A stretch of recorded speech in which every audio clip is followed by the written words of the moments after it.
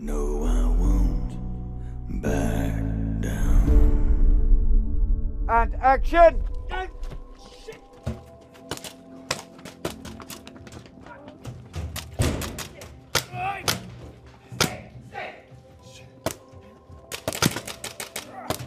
Well, the story is really about two humans, two men from seemingly very different backgrounds.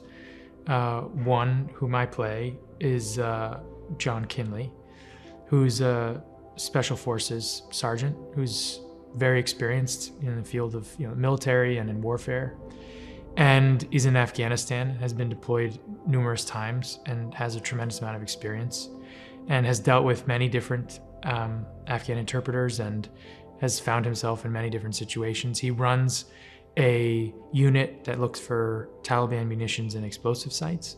And so it's constantly in threat and in very dangerous situations. At the beginning of this movie, he seems to be striking out over and over and over again and can't really find anything. He's going through a lot of red tape and is struggling with his unit to try and find any munition sites or anything to uncover. So he kind of goes rogue in a way, but with permission.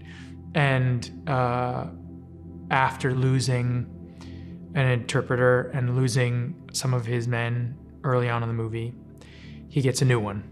And he's saddled up right next to this interpreter who he doesn't really like so much.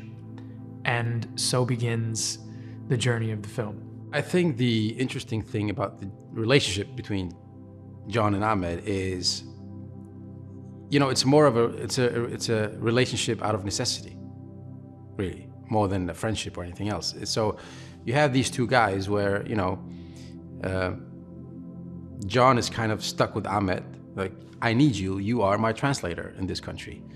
But do I trust you? Probably not. I mean, who are you? And the other way around is Ahmed looking at John and say, yeah, you're in charge and I'll do what you say, sir. But do I trust you to know that you know what you're doing? No, of course not. So, it was very interesting to play with that dynamic. Instead of doing this traditional, I like you, you like me, we're best buddies, I'm gonna save your life, then you save my life. This is much more interesting, I think, that you have to find a way to work together. And there's always this element of mistrust or distrust in each other, and then let the relationship grow from the circumstances that you are faced. And then at the end of the day, you are the man you are. And hopefully the film will reveal who these guys are and why they end up making the choices that they do. There are very, very few directors stylistically that you can tell apart, and Guy is one of them. Not only is he a household name as a director, but his style is uniquely his. So what does a Guy Ritchie war film look like? That's so exciting. We've never seen that before. And Jake brought that up to me, and I was like, we were talking about it, and we were also talking about how that can affect one's performance. Is like, you know when you're watching a Guy Ritchie movie. So what does that look like in this tone? That's what's going to be super exciting about this film as well, is to see Guy's take on something like this. But in addition to that, the attention to detail has been immense. I mean, there's not one thing that they miss. From my experience that I've been here, all the guys are always here making sure that we are as authentic as possible, and that, I think everybody takes this seriously. The movie's about, you have to, there's no other way to do a film like this without doing the best you can. And obviously things can slip through the cracks. It's a film at the end of the day, and everybody knows that, but I think that, I think the military will be really proud to see Guy's take on a film like this. What I get out of this film is I'm actually inspired by the journey, and what one person's prepared to do for another. And you want to focus on that rather than the alternative, don't you? You want to focus on authentic generosity. And we had to go for some lengths not to make this saccharine. And that's, I had to work very hard against that. It's almost like they don't like each other. And even after the journey, they still don't really like each other. And that's not, and honestly, whether you like someone or not is not important. It's how much you respect someone that's important. And have they allowed you to exercise your altruism or your generous side? And this is the argument with children. Do you owe children, or do they owe you? Because once you have children, they allow you to express your generosity. Now, again, it comes with all the caveats and all the conditions of exercising your generosity, but people are at their best when they are expressing their generous nature. I've spent a lot of time with learning about the military. I've spent years, I've made a number of movies about military, people who have spent time in the military. I have a number of friends that I've gathered through that process, and then also before I even began that process, who were in the military in all different forms and all different sections of the military. And so I look at this process as, gathering all that stuff for many years and bringing it here. In terms of John specifically, I think what I liked about this in terms of preparation was there, instead of that normal preparation that I have done many times, kind of grinding and digging deep and being sort of obsessive about it, I trusted in the history of everything that I've learned, of the people that I know, of the relationships I have, and asking them the questions that I needed. And then I think it was beyond the uniform, is what I like to think about it. It's sort of beyond the uniform into a sense of the human. And I keep saying human because I think it's a really important thing to point out, that this story is outside of anything that any country, any affiliation, it's outside of all of that. It's what do we do when someone saves our life? Obviously, you look into what it means to be a translator, how their daily life works, what the function is, what the kind of training they get, military training and all that. So yeah, we did all that and also practiced the Dari, which is a language that I didn't speak. So it was, we found a coach and she was very good. And it's a process. When you work in a foreign language, it's just a process of repetition.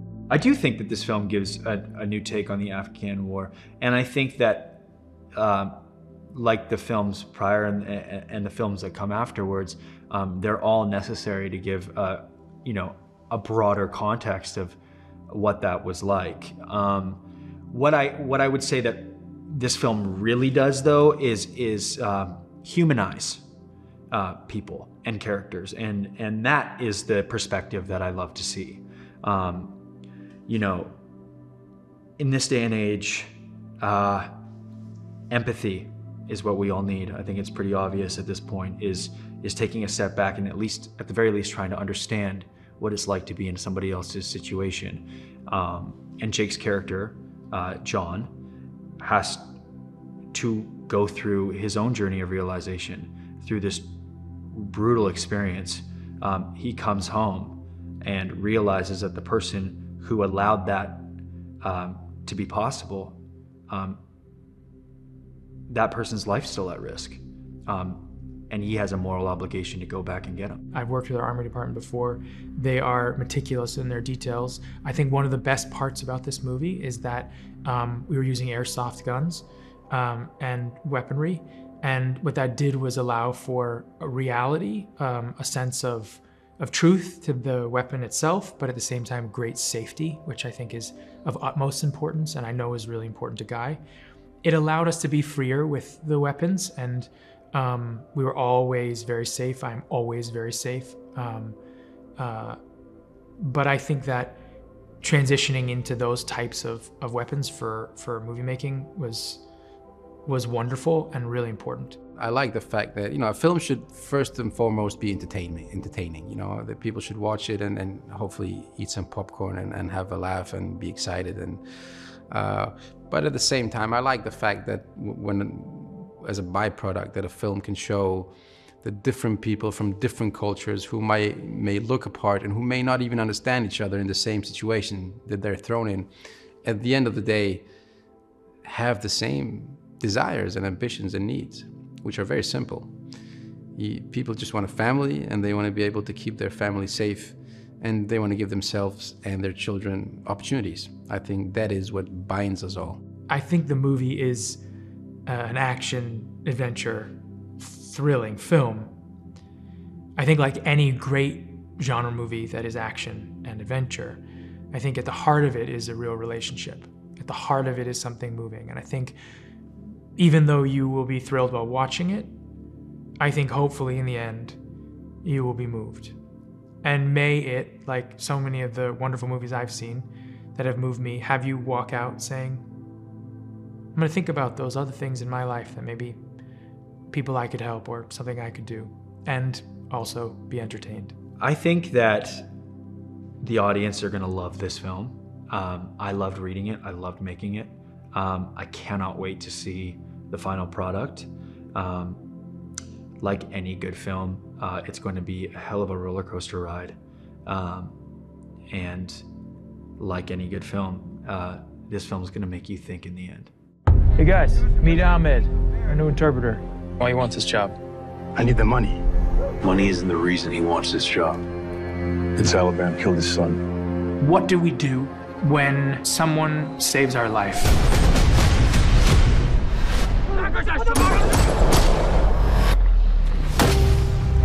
John, we're going home. John and Ahmed are put into an extraordinary circumstance. There are two men that need each other to survive, and that's the beauty of it. We owe that man your life. I'm gonna have to get him out myself. It's an inspiring concept, what one person's prepared to do for another when push comes to shove. Like any great action movie, at the heart of it is a real relationship. And I think in the end, you will be moved.